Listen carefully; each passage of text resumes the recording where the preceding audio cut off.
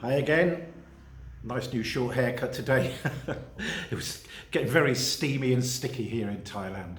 Anyway, onward and upward we go. Video number 14 and counting. This week's question was sent in by Edwin Koh, who is a change management lead for, he's based in the US, and he's a change management lead for MI-GSO stroke PCUBED. Edwin actually sent in two questions, okay?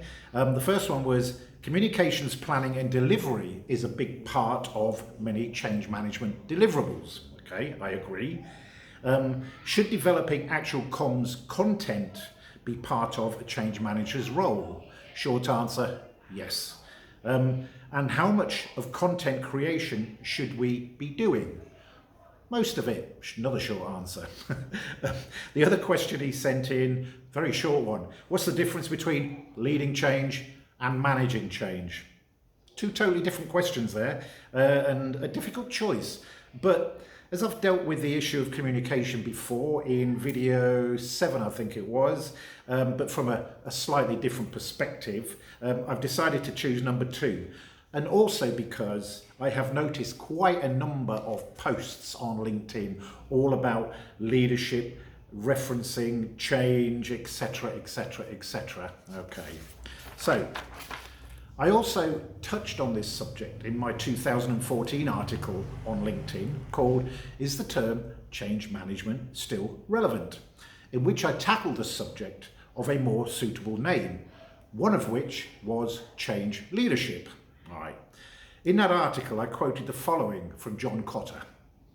Change management is a set of processes, tools, and mechanisms that are designed as a way of making a big change and keeping it, to an extent, in a sense, under control.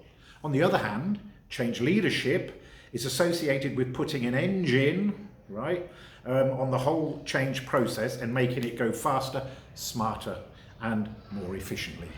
Okay, there you have it. On the face of it, it looks like it's important to differentiate between the two, and they are both vital to successfully implementing change, I must say. Right? Unfortunately though, confusing the two terms can lead to problems. Bet your life it can. Right?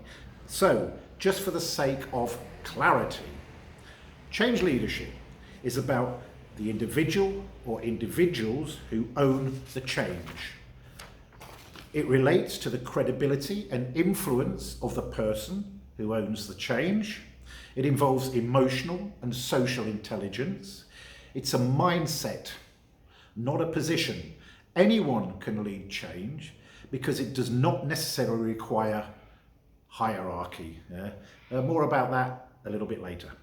And it includes focus and clarity of thought. Great. What about change management? Okay, change management is an agreed process or method by which to manage the change. It's about involvement and overcoming resistance. It often has a hierarchical play, in effect. Kind of, not sure I agree with that, but I've said it anyway. Helps getting to the new state, right?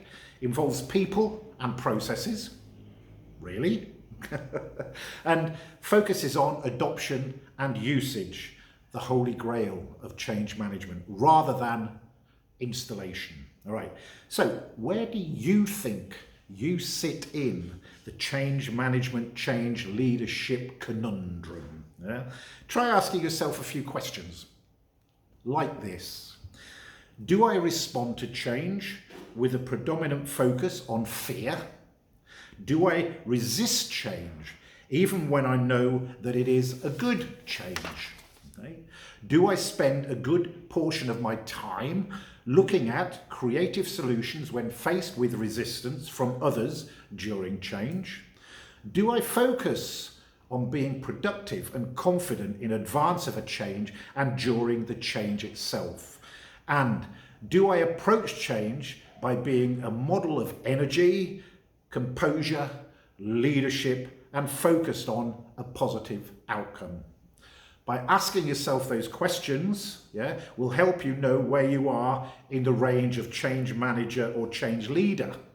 and quickly assesses whether you're trying to manage the change or you are proactively leading the change.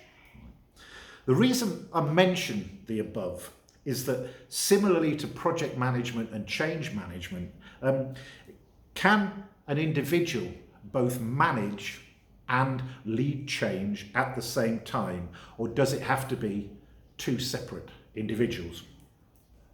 Let me try and answer that question from my own perspective, okay, and experience, right? In my long and varied career, a checkered one, would you believe? Yes, it's been long and varied, I can assure you. I've been involved in many change initiatives of one sort or another, and mostly with the title of change manager, all right? But during those projects, it became abundantly clear that my role was not only in managing the change, but also to an extent leading it. Let me explain.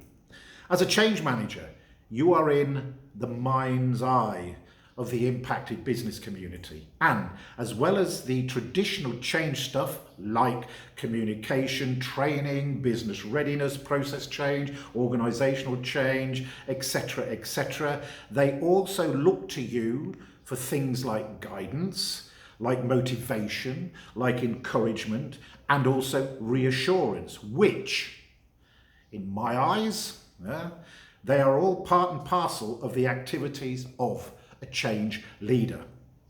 What do you think about that? I'm sure you think something.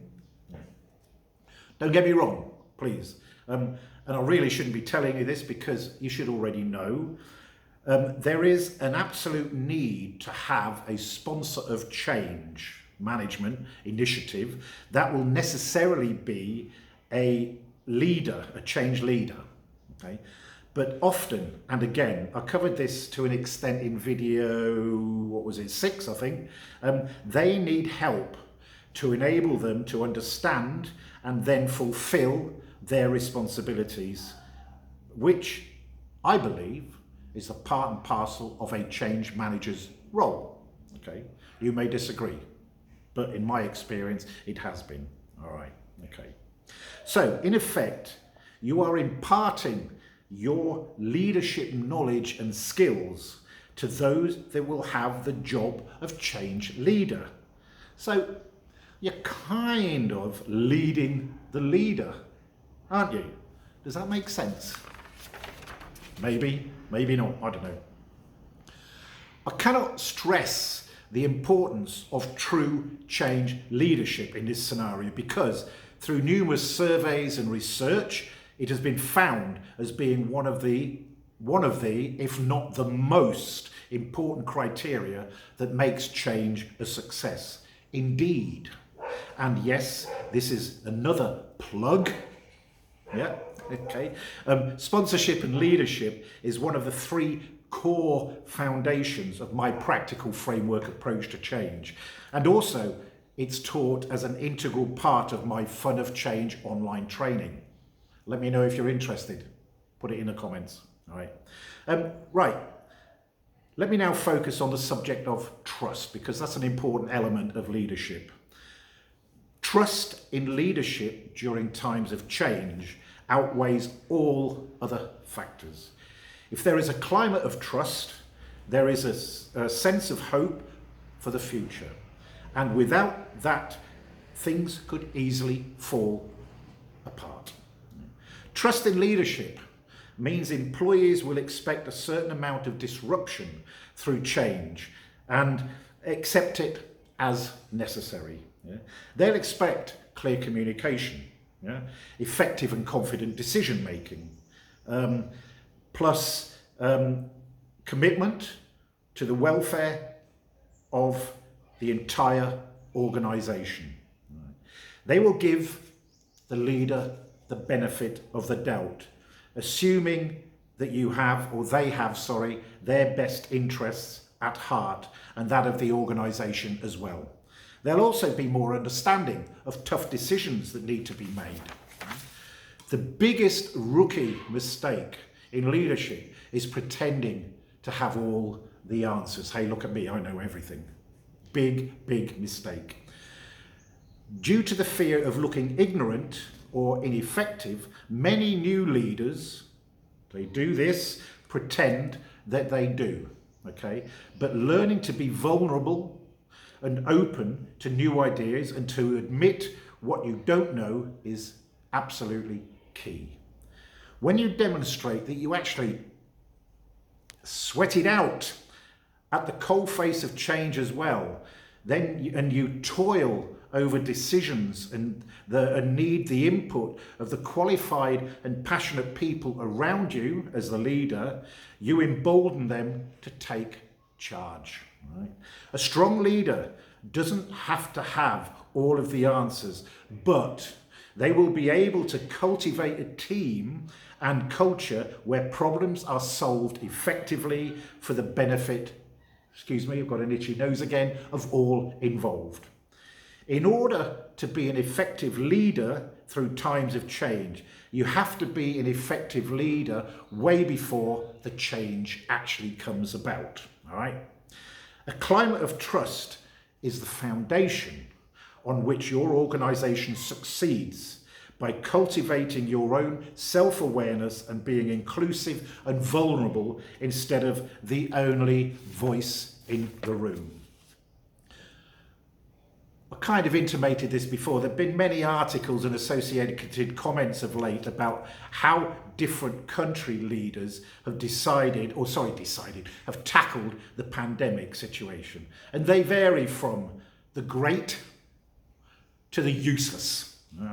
But please, let's not forget, the scale of the pandemic and its far-reaching consequences are unprecedented, and leaders have never before been in this situation. So it's kind of blatantly obvious, really, that there will be the good, the bad, and the downright ugly. And I'm not going to mention any names here, otherwise I might get into trouble.